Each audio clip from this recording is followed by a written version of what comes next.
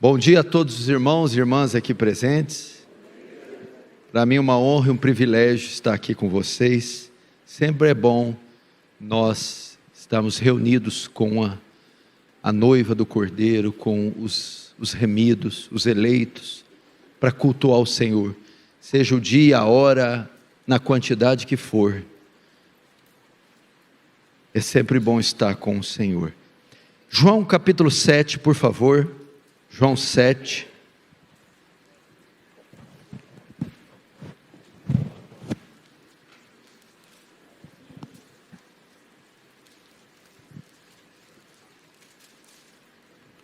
Vamos ver o que diz a palavra do Senhor. Puder me dar um pouquinho mais de retorno aqui, ficaria satisfeito. João capítulo 7. Verso 37.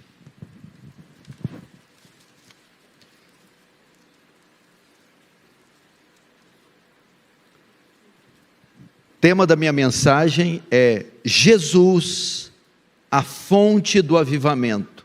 Para o pessoal aí da equipe editar depois, Jesus, a fonte do avivamento. E em João 7,37 diz assim: no último dia, o grande dia da festa, levantou-se Jesus e exclamou: se alguém tem sede, venha a mim e beba. Quem crer em mim, como diz as Escrituras, do seu interior fluirão rios de água viva. Isto ele disse com respeito ao Espírito que haviam de receber os que nele crescem, pois o Espírito até aquele momento não fora dado, porque Jesus não havia sido ainda glorificado. Deixa aberto aí, não feche apenas os olhos.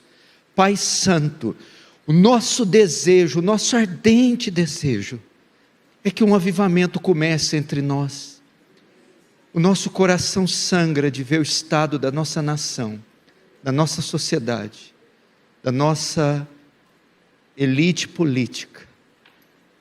E conforme foi na Inglaterra, só um avivamento para nos livrar, Senhor. Como Ele livrou do banho de sangue da Revolução Francesa. O que está por vir é muito negro, escuro, tenebroso, maligno. A esperança está naquele Cristo, ressurgindo nos púlpitos da igreja brasileira. Aquelas águas caudalosas descendo e varrendo toda a iniquidade dessa nação, e despertando homens e mulheres para a pregação viva do Evangelho de Cristo. Em nome de Jesus que te pedimos, amém. Irmãos, nós temos uma urgente necessidade de um despertamento. Eu saí de férias esses dias, fiquei quase 30 dias de férias, há anos eu não fazia isso, mas estive meditando em todas as minhas férias a respeito de duas passagens bíblicas. Primeira do Salmo 51, quando Davi dizia: torna-me dar a alegria da tua salvação. Esse versículo tem tudo a ver com avivamento. Davi não perdeu a salvação, porque ela não se perde. Davi não perdeu o reino. Davi continuava filho de Deus, com a sua rotina, mas ele tinha perdido a alegria, ele tinha perdido o entusiasmo, ele tinha perdido a paixão. E avivamento é isso, recuperar a alegria, o entusiasmo, a disposição de servir a Deus. E eu creio que a igreja precisa disso. Outro texto áureo que me incomodou foi o de Apocalipse 2, da igreja de Éfeso. Tenho contra ti que deixaste o teu primeiro amor. Isso também fala de avivamento. Então não basta só comparecermos aos cultos, só viver uma rotina religiosa, mas tem que haver paixão, entusiasmo, interesse. E o avivamento causa isso na igreja. E nós temos percebido uma apatia por meio dos irmãos, por parte de alguns irmãos, um descaso, uma indiferença. com tanta coisa acontecendo. E eu queria ler aqui, eu separei para ler para vocês, eu não imprimi, está aqui a título de introdução, e eu acredito que vai nos ajudar muito no que eu pretendo falar. Preste atenção.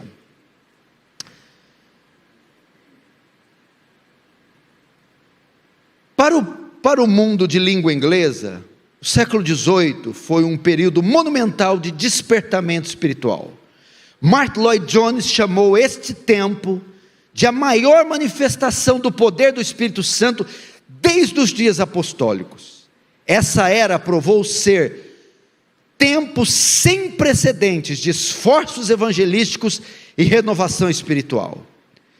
Seus efeitos se estenderam por 2 continentes e foram especialmente dramáticos, dada a letargia espiritual que permeava a igreja e a cultura da época. Este tempo provou ser nada menos que uma segunda reforma, ele está dizendo, do avivamento de Edwards, avivamento de Whitefield, de Wesley, na Inglaterra. Desde o século XVII, a pregação do evangelho havia se esfriado em toda a Europa, mas especialmente na Inglaterra. A igreja estatal estava em declínio espiritual, o presbiterianismo havia se enfraquecido, e os batistas gerais começavam uma escorregadia descida do arminianismo para o unitarismo. Diversos fatores causaram tais dias de sequidão. Muitas igrejas não exigiam mais uma membresia regenerada, e eram descuidados quanto a quem admitiam à mesa do Senhor. O puritanismo sofreu um golpe devastador quando o parlamento aprovou o ato de uniformidade de 1662, que dividiu permanentemente a igreja da Inglaterra de todas as demais igrejas protestantes. Dali em diante, conhecidas como dissidentes. Debaixo de Carlos II, esse decreto determinou uma forma mais católica de orações públicas, o sacerdócio, os sacramentos e outros ritos da Inglaterra. Pastores puritanos foram obrigados a abandonar suas ordenações originais e serem reordenados sobre essa nova forma da igreja do Estado. A crise que se fomentava chegou ao ápice em 24 de agosto de 62, no dia de São Bartolomeu, quando 2.000 ministros puritanos foram enxotados de suas igrejas. Em um só dia, a maior geração de pregadores do evangelho foi despedida do púlpito e proibida de pregar. Esses pastores puritanos sofreram restrições ainda maiores com a aprovação do ato de Conventicle em 64 e foram banidos das suas congregações. Ao mesmo tempo, muitos púlpitos anglicanos altamente estimados ensinavam uma corrupção moralista e legalista da justificação da fé. Tal declínio doutrinário deixava a igreja inglesa com pouco apetite pela pregação da palavra. Havia desvanecido qualquer interesse pelos perdidos. Como os apóstolos no jardim de Getsêmani, os pastores ingleses tinham deixado de vigiar e eram acalantados em profundo sono. As convicções bíblicas foram substituídas por filosofias seculares. Havia verdadeira fome na terra de ouvir a palavra. Foi nesse vazio espiritual que Deus levantou o evangelista inglês George Whitefield como um raio vindo do céu sem nuvens. Whitefield subiu a um palco mundial com o mais prolixo oral do evangelho nos seus dias. Deus, no entanto, deu poder a Whitefield para se tornar como uma lâmpada de chamas fortes, colocado sobre uma montanha no meio de um negro império de Satanás. Essa figura poderosa de incomum fervor evangélico encabeçou um ressurgimento cristão sem precedentes, e sua voz retumbante foi o catalisador de um despertamento espiritual sem medidas. Irmãos, eu creio que nós estamos vivendo dias parecidos, e nós estamos precisando de novos Whitefields, Wesleys e Edwards no nosso tempo, para que Deus desperte essa nação novamente. Pano de fundo do texto que nós lemos: Jesus está em Jerusalém, preste muita atenção nessa introdução, e Ele está ensinando a uma multidão dividida. Enquanto Ele fala, a multidão se divide. Alguns, por exemplo, queriam ele preso. Veja no verso 30, João 7, deixa aberta a Bíblia aberta, verso 30. Então procuravam prendê-lo, mas ninguém lhe pôs a mão, porque ainda não era chegada a hora. Por qual razão eles queriam prender a Jesus? Ele afirmava ser o Messias, e de fato ele era, mas eles não acreditavam. Na visão deles, o Messias iria aparecer repentinamente, com glória, e ninguém saberia de onde ele viria. Veja só no verso 27, diz isso: nós todavia sabemos de onde este é, Jesus. Quando porém vier o Cristo, ninguém saberá de onde ele é. Jesus não se parecia como um Messias. Ele estava aí há muito tempo, eles sabiam a origem, o local de onde ele veio. Estava mais para um rabino, e não para um Messias. Só que havia outra parte da multidão, que cria que ele era o Messias. Verso 31. E contudo, muito de entre a multidão creram nele, e diziam: quando vier o Cristo, fará porventura maiores sinais que este tem feito? Alguns estão impressionados com seu poder, com seus milagres, e dizem: só pode ser esse o Messias. Pode alguém vir fazer coisas maiores que esse? Portanto, você vê uma multidão dividida com respeito à identidade de Jesus. Uns queriam matá-lo, porque achavam que ele era o impostor, e outros criam piamente que era o Messias. A razão para essa divisão, para opiniões mistas, é que muitos não acreditavam no que Cristo dizia de si mesmo, e nem no que ele dizia a respeito dos outros, que ele falava coisas pesadas a respeito da realidade humana.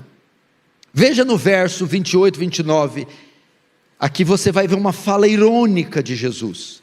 Jesus, porém, enquanto ensinava no templo, clamou dizendo: vós não somente me conheceis, mas também sabeis de onde eu sou.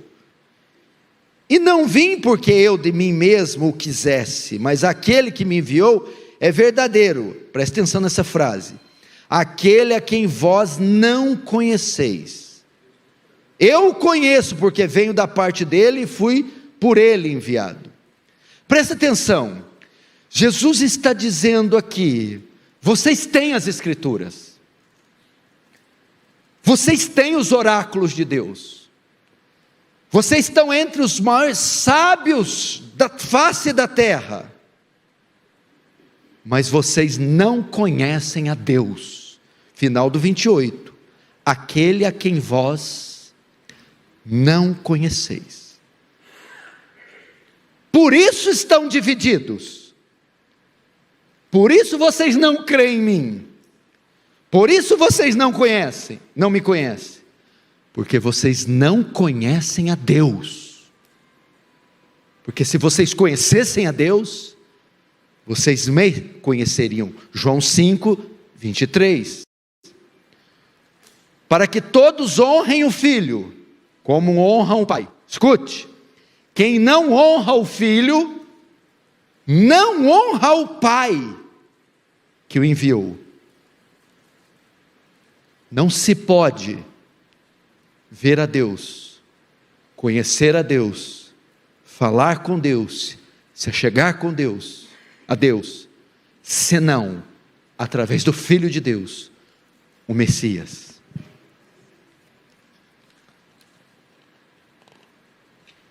Portanto, meus queridos irmãos, alguns o queriam morto, outros não.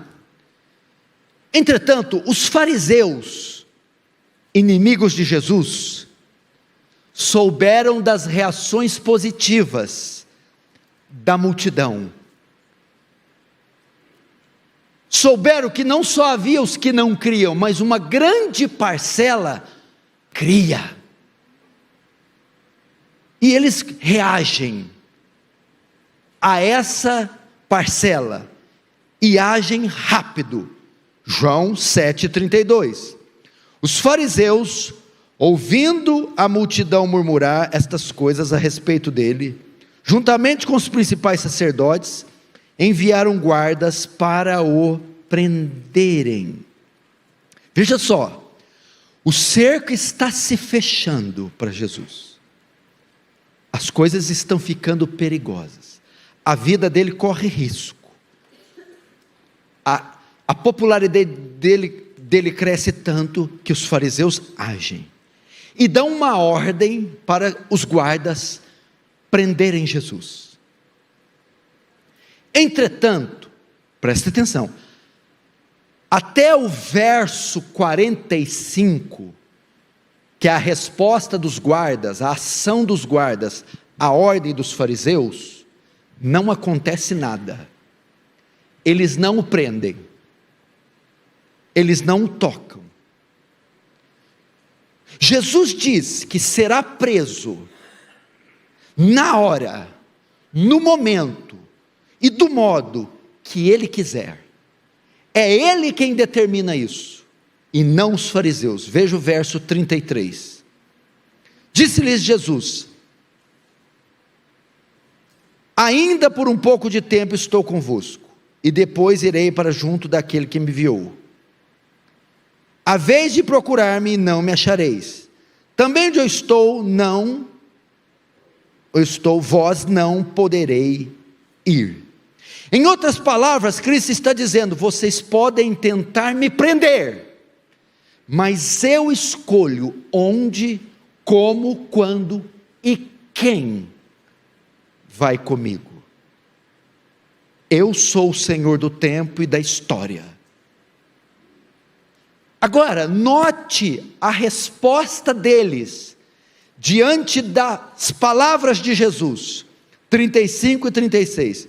Disseram, pois, os judeus uns aos outros: para onde irá este, que não possamos achar? Irá porventura para dispersar entre os gregos, com o fim de os ensinar? O que significa de fato o que ele diz? A vez de procurar-me e não me achareis, também onde estou não podereis ir? Aqui está, irmãos, a prova de toda aquela confusão, e da multidão está dividida. Esse texto mostra a completa ignorância dos judeus a respeito de Cristo. Eles não conhecem a Deus, eles não conhecem as Escrituras, eles não conhecem a Cristo. Agora, o que Jesus faz diante dessa perigosíssima situação, dessa ameaça de prisão, de cárcere e de morte? O que Jesus faz? Preste atenção. Nesses dias estava acontecendo a festa dos tabernáculos, uma das 3 principais festas dos judeus. Ela está quase chegando no seu fim. Ela era uma festa feita para relembrar a peregrinação do povo de Israel e a habitação deles em tendas. Era feita para agradecer a Deus pela colheita dos primeiros frutos. E ela tinha uma duração de 7 dias.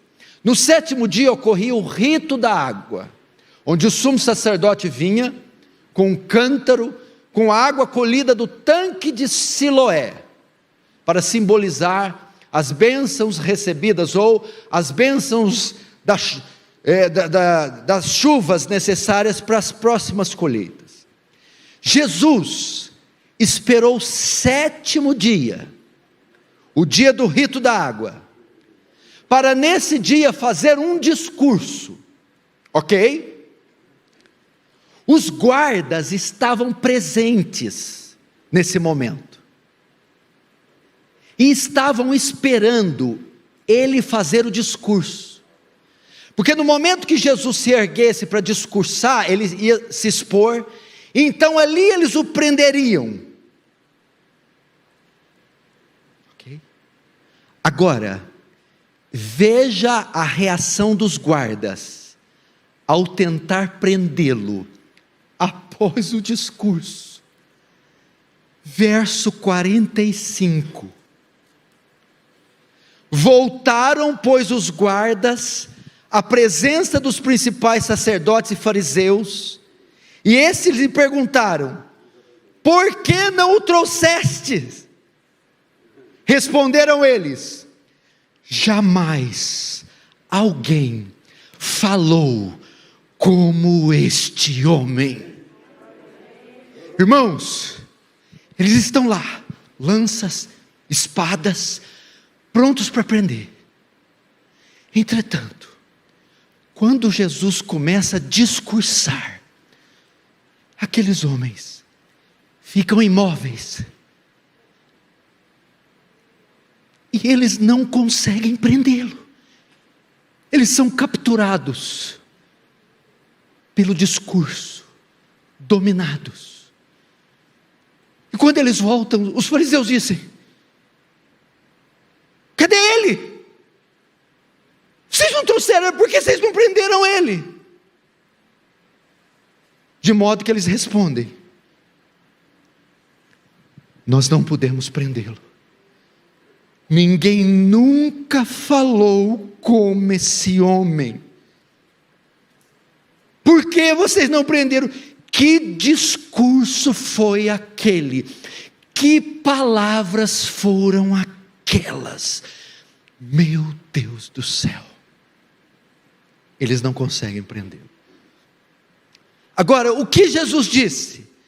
Que palavras foram essas que imobilizaram aqueles guardas de forma que eles não conseguiram prendê-lo? É isso que veremos agora. Estas palavras de Jesus. Verso 37.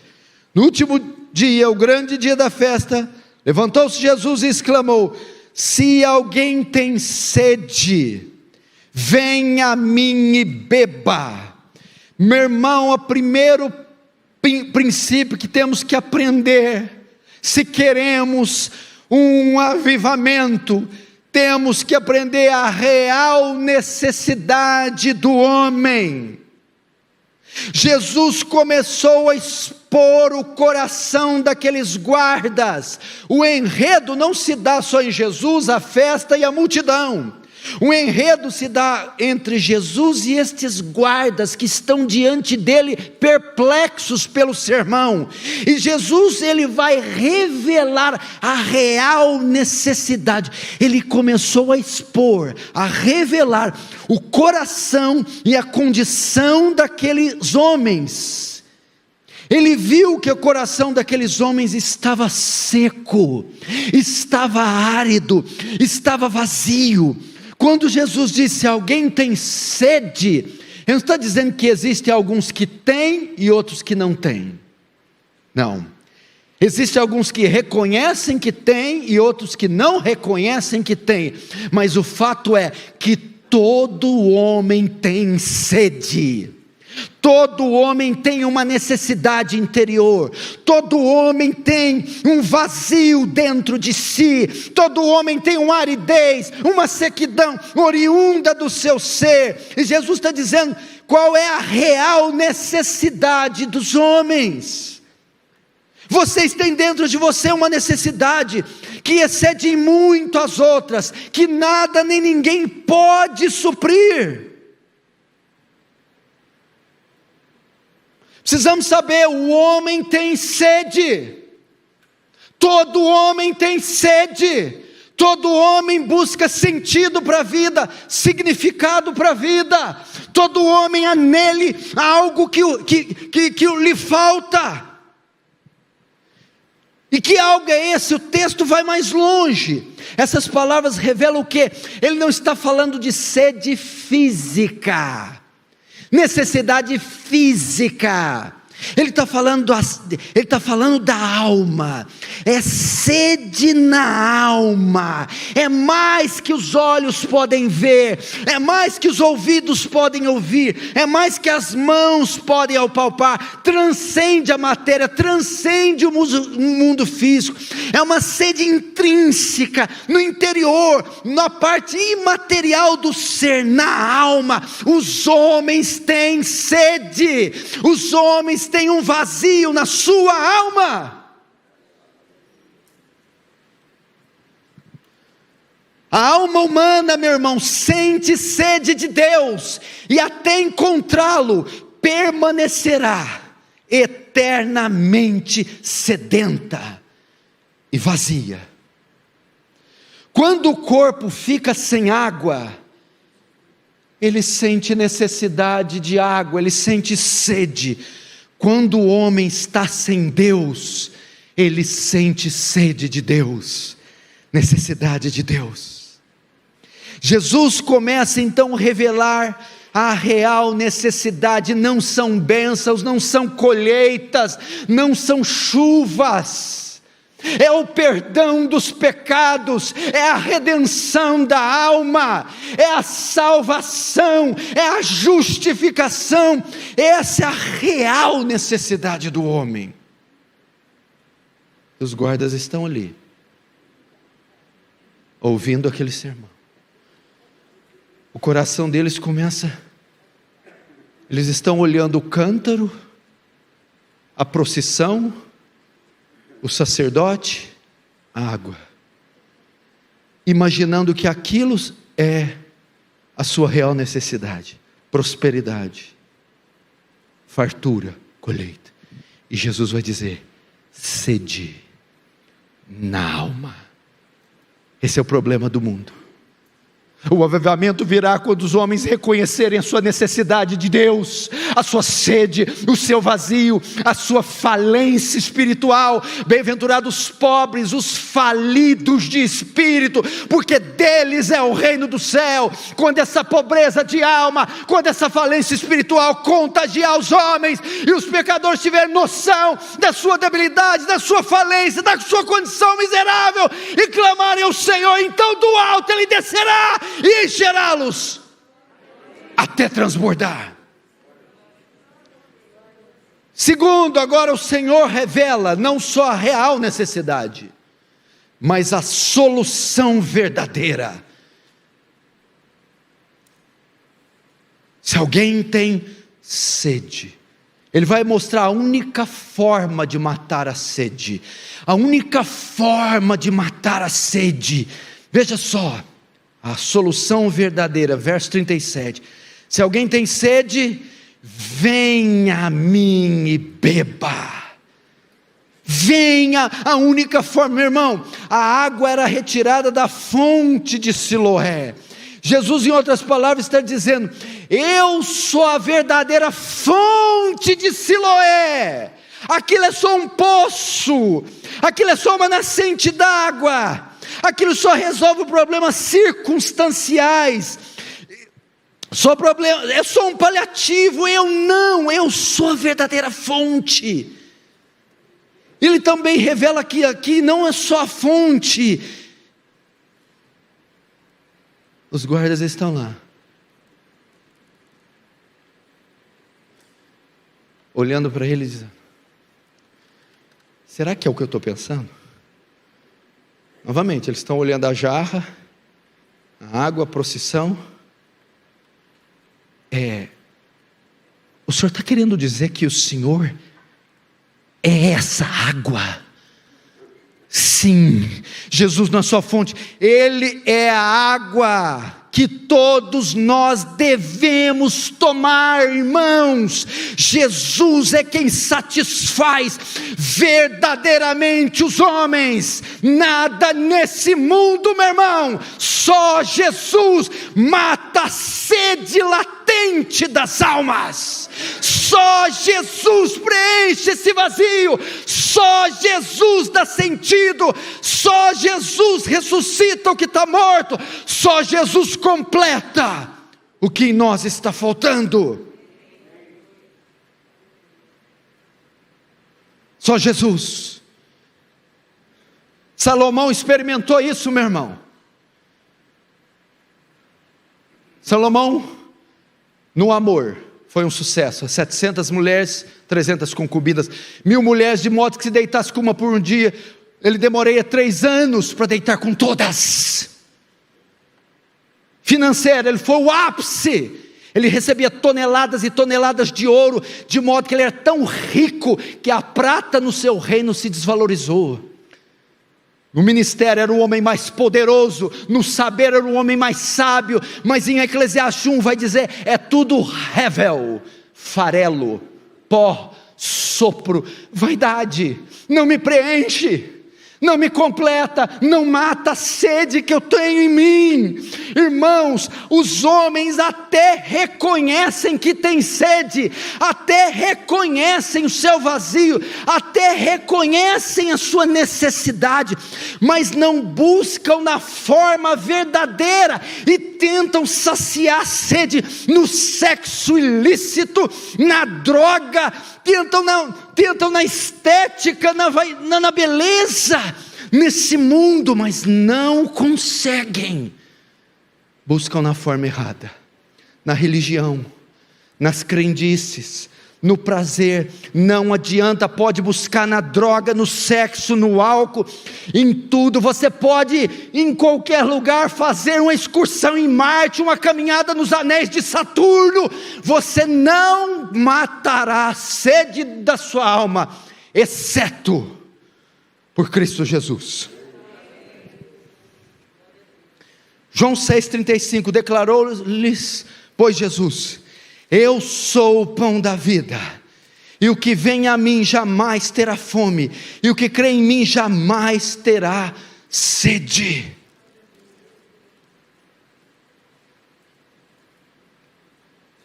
Sabe o que está faltando, pastor Erival? Porque nós não temos avivamento. Porque nós não estamos oferecendo a solução verdadeira para as pessoas, não estamos pregando Jesus nos púlpitos. Nós temos púlpitos que pregam stand-up comedy, piadas, palhaços. Nós temos púlpitos com teologia coach. Você é o centro da fraqueza de Deus. O universo gira em torno de você. Nós temos púlpitos que não se crê na infalibilidade das escrituras, dizendo que elas têm que ser atualizadas. Nós temos palhaços no púlpito, nós temos comediantes no púlpito, nós temos incrédulos no púlpito, nós temos ateus no púlpito. Você quer um avivamento? Pregue Jesus, pregue Jesus, pregue que Ele é o Messias enviado, que Ele nasceu de uma virgem, morreu sem pecado, em uma cruz romana, baixo maldição, mas ressuscitou no terceiro dia, está sentado no trono nos céus.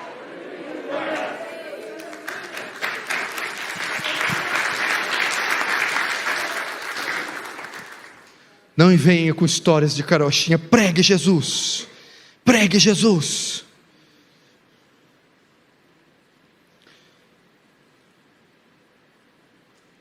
Imagina os guardas ali, lanças, espadas. Nós estamos aqui para aprender, você não vai aprender. Eu não consigo mexer. E você? Só a boca. Meu Deus do céu, estão perplexos. Estão perplexos. Terceiro, a real necessidade, a solução verdadeira. Agora a forma de receber essa água. A forma, verso 38. Quem crer em mim, como diz a Escritura, crer em mim.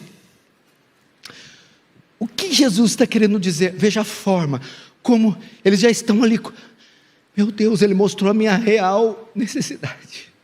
E agora mostrou a solução verdadeira, é a água. Agora como eu faço? Muitos tropeçam aqui, como eu vou, como eu passo um degrau, como eu chego nas águas, e me esbaldo nelas, como? Quem crer em mim? Bom, isso parece muito óbvio, mas no contexto significa uma ordem, para que aquele público que ouvia, para os fariseus, para os guardas, deixassem de rejeitar a Jesus, de negar a Jesus, deixassem de querer prendê-lo e confiasse, acreditasse, aceitasse que ele era o Messias.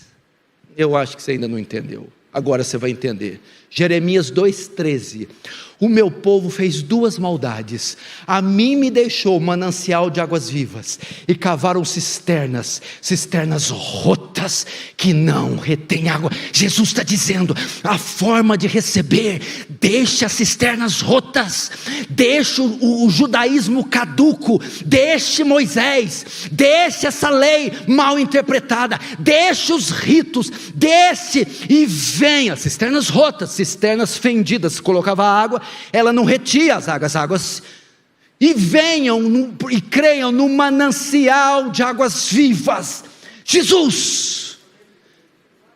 Meu irmão, para termos avivamento, deixe métodos, deixe ritos, pare de se apegar em coisas, objetos, rituais, tradições, vá para o manancial, vá para Cristo Jesus. Eu sou o caminho, a verdade e a vida, ninguém vem ao Pai, senão por mim.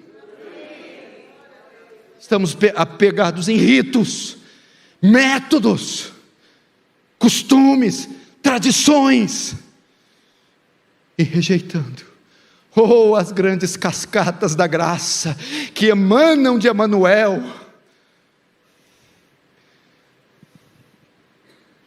Deixa as cisternas rotas, meu irmão. Talvez as cisternas rotas, no seu caso, você não bebe porque tem Cristo, e o marido espera no marido o que só Cristo pode dar, espera na esposa o que só Cristo pode dar, espera no Estado, espera no governo, nas próximas eleições, no seu trabalho, no dinheiro. Faz dessas coisas um complemento daquilo que Cristo faz sozinho. Não há complemento para quem recebe ao Senhor, para quem bebe das fontes de águas vivas, para quem bebe de Cristo, cujas fontes são inesgotáveis. Tudo se torna secundário. O avivamento é o mundo todo se tornar secundário em face do Cristo que habita em nós.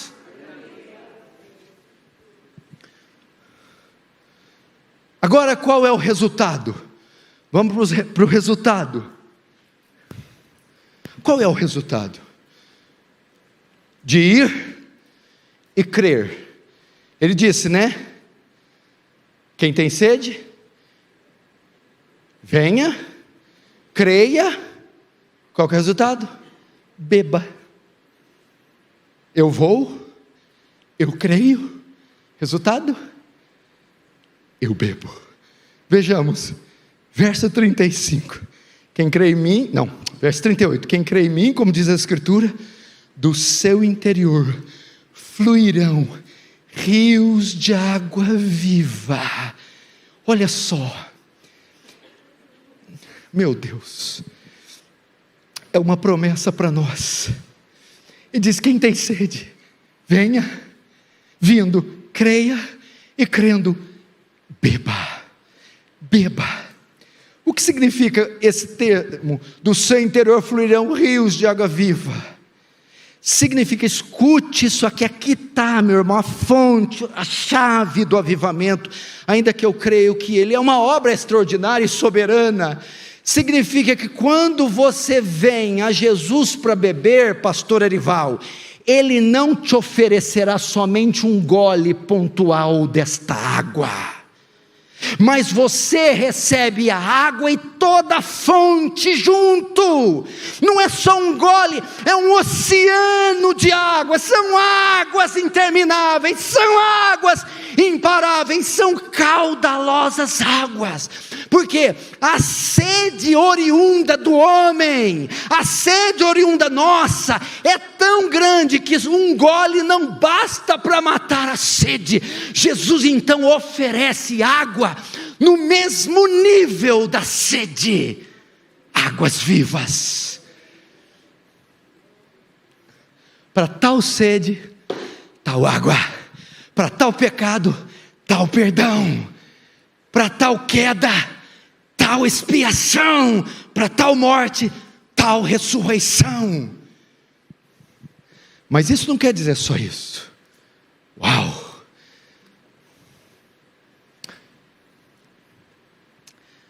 É meio-dia, ele está passando ele por Sicar, o pé dele está inchado, boca está seca. Ele passa para perto de um poço em Samaria, poço de Jacó. Vai uma mulher lá pegar água, meio-dia. Lembra daquela música? Lata d'água na cabeça, lá vai Maria. Mas era samaritana. Ela vai beber, eles trocam uma ideia lá. Aí Jesus diz assim: se você beber dessa água, tornará a ter sede. Mas aquele que beber da água que eu lhe der. Quando Jesus está dizendo aqui, quem crer, do seu interior fluirão rios de água viva, significa que ele oferece água, ele encherá de tal modo o homem que você nunca mais procurará em qualquer outro lugar. Você estará plenamente satisfeito, plenamente saciado. Essa é a ideia. As águas que ele nos oferece são eficazes. Essa é a ideia. O avivamento faz isso. Abre a boca e te encherei. Ele inunda, ele invade uma congregação e os irmãos, e ele então nos sacia, ele nos enche de tal modo que nós ficaremos plenamente saciados. Mas veja só, tem um terceiro ponto aqui. Águas vivas significam o quê? Duas coisas: eram águas correntes e águas nascentes. Se você é um receptor de água, uma represa, uma barragem, ela tem um limite para encher. Aqui ele promete uma água sem limite. Só que você tem um espaço específico. E ele diz que essas águas virão de tal forma que elas transbordarão, por isso fluirão do seu interior. Então, as águas não são no nível apenas da nossa sede.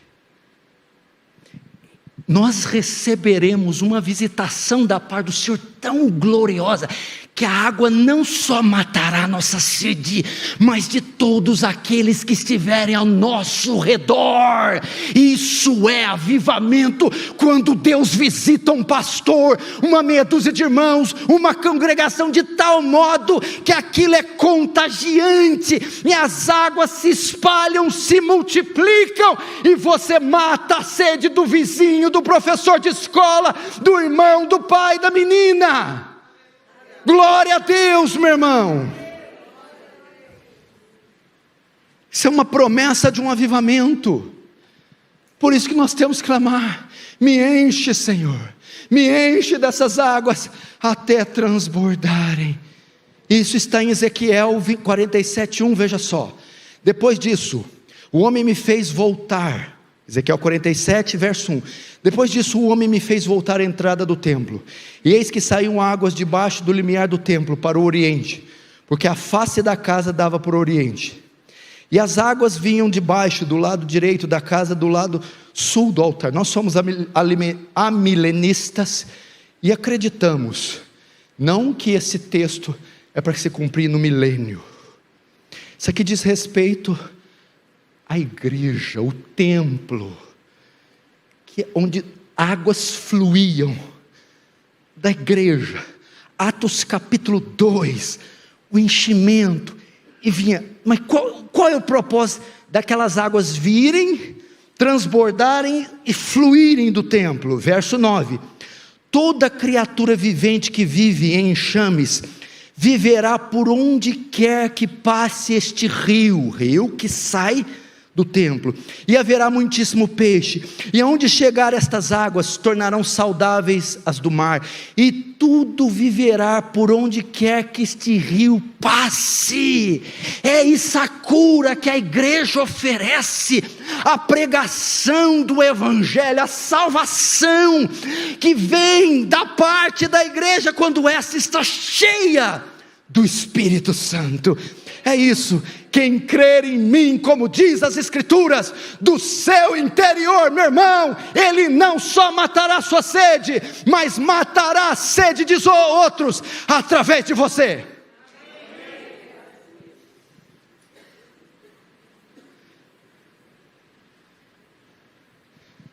Aqui, Arival, é um avivamento pessoal, que passa para o coletivo. Você podia pensar assim: esse congresso podia estar com todas as cadeiras ocupadas e gente lá fora. Não tem problema.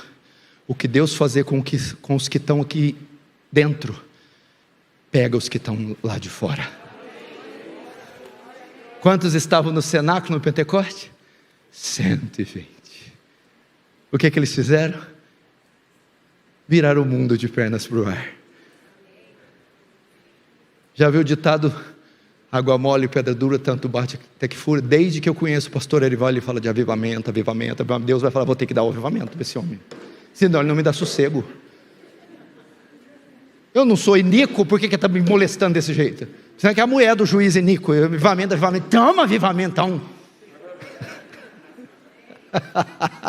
Só que prepara, porque ele vai dar mais do que pedimos ou mais do que pensamos, segundo o seu poder que nós opera.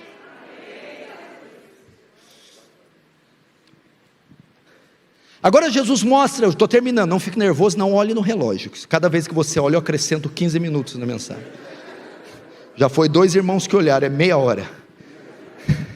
Jesus agora mostra a origem e a duração desse processo. Verso 39, olha que tremendo. Isto ele diz com respeito ao Espírito que haviam de receber os que crescem nele. Pois o Espírito até aquele momento não fora dado, porque Jesus não havia sido glorificado. Presta atenção, houve uma experiência com o Espírito Santo, que ainda não poderia ser desfrutada pelos discípulos, até que Jesus morresse, ressuscitasse e subisse aos céus. Ele está falando de Atos 2, ali era João, não era Atos. Ele está falando que esses rios de água viva iriam acontecer depois da descida do Espírito Santo. Então eles não poderiam desfrutar aqueles rios. Imagina Pedro, que é truculento, babando, meu Deus do céu. João, que já doidinho para nadar já no rio. Entretanto conosco não, já o temos, ele já foi enviado, nós podemos ter a plenitude do Espírito. Agora veja que coisa tremenda esses rios de água viva, o que Jesus está querendo dizer com isso, com o cumprimento em Atos 2, preste atenção, para você ver o que é o crente, o que é a igreja. Esses rios de água viva é mais do que poder infundido em nós, é mais do que respostas de oração, é mais que uma capacidade especial dada, é o próprio Cristo habitando em nós, dentro de nós, nos fazendo morada dele. É isso. Em outras palavras, Jesus está dizendo que nós nos tornaremos uma espécie de fonte, onde as águas dele jorrarão com a habitação dele em nós.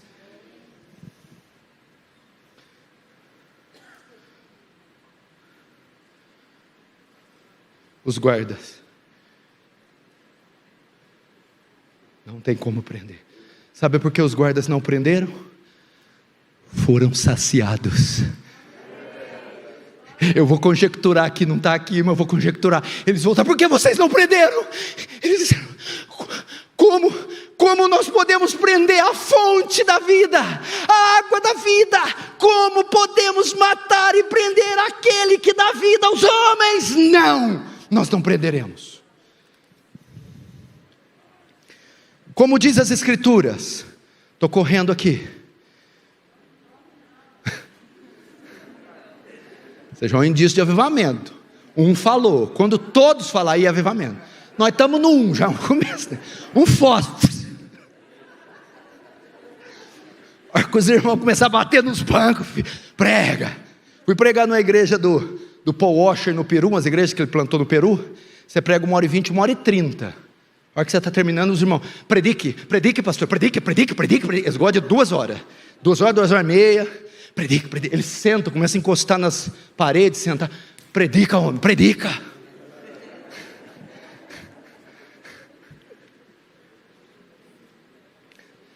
É a promessa de um avivamento. Espera aí, veja só. A gente passa para os textos muito assim, né? Fica só no 38, você fica 3 eternidades e não vai entender ele. 3 eternidades. Como diz as Escrituras, quem crê em mim, do seu interior, fluirão rios de água viva. É todo mundo que entende? Não. E quando entende? George Whitefield, John Wesley, Jonathan Edwards, Eva Hobbs entendeu. Eu tenho uma fonte em mim. Não nasce de mim, mas foi colocada em mim. Habita em mim. Uma fonte de água viva, ou seja, nascentes que se renovam e não se esgotam. Quer ver? Pega alguém dessa igreja aqui, qualquer um. Ousa pedir a chave da igreja para o pastor. E vem sozinho, todas as madrugadas, sozinho. Dobra o joelho aqui, naquele silêncio sepulcral. E ora, e chora, e sangra. Para você ver se não acontece uma guerra cósmica nos céus de São Paulo com um só homem que começa a exalar essas águas de si. Mas a gente não crê. A gente fala, não, eu tenho um laguinho. Piscininha de 1000 litros. Não, são fontes. Como diz as Escrituras, aqui eu não vou falar rapidamente. Jesus está dizendo que havia vários textos no Antigo Testamento que profetizavam, prometendo a enviada do Espírito, estes rios. Mas em outras palavras, escute isso aqui. Esse avivamento foi planejado por Deus, é isso que Jesus diz. Como diz as Escrituras, Deus planejou que vocês tornassem-se fontes, que vocês jorrassem de si águas vivas. Em outras palavras, Deus está dizendo, Jesus estava dizendo, Deus tinha isso em mente, há muito tempo atrás. Penúltimo, essas águas são para hoje? Quando Jesus faz o convite, quem tem sede vem a mim e beba, o convite não se limita àqueles dias, mas se estende até os dias de hoje. Podemos beber essas águas hoje, podemos bebê-las neste culto, é para hoje, as águas estão disponíveis hoje. Agora, quem sabe daqui no 15º congresso, quando vi um pregador das montanhas, não, Deus não está limitado ao espaço, o tempo, a multidão, a quantidade. A nossa técnica é soberano, espontâneo, é o bom prazer da sua vontade, e Ele pode fazer hoje. Último, a condição. Qual a condição para beber? Qual que é a primeira frase? Quem tiver sede. É a única condição. Porque a água é grátis. Ela vem do céu, vem das chuvas, das minas, das fontes. Ela é gratuita. Qual a condição? Sede. Aqui eu quero falar esta palavra e eu quero dar para vocês a base para um sermão de avivamento. Temos câmeras, 3, 4, instrumento de som sem igual, estrutura, logística, dinheiro, pregador, o Orival vai tentando um atrás do outro, vai pegar atrás do John MacArthur, que um dia ressuscita o Lloyd John, vai lá, velho, prega lá, tenta e vai e faz. Só que falta algo em nós, falta sede, falta desejo, Desejo por Deus, desejo por avivamento. Falta nós andarmos nesses valados aqui de São Paulo e chorar pelas almas que estão se perdendo. Falta você escutar o seu pai bêbado em casa e chorar por ele no quarto. Falta sede de ver a igreja impura se prostituindo, se corrompendo e você chorar. Falta você ligar a televisão e ver as atrocidades nos jornais e chorar. Falta sede. Quem tiver sede, venha e beba. É a condição, meu irmão. A fonte está lá, ela nunca sairá de lá. A fonte continua jorrando água viva, mas é necessário uma igreja que busque interesse, vontade. Parece que nós perdemos a pegada, irmão. Parece que estamos demais litúrgicos, religiosos, burocráticos, pragmáticos, previsíveis. Falta sede. Precisamos borrar a maquiagem, despentear um pouco, desarrumar o penteado. Precisamos prantear.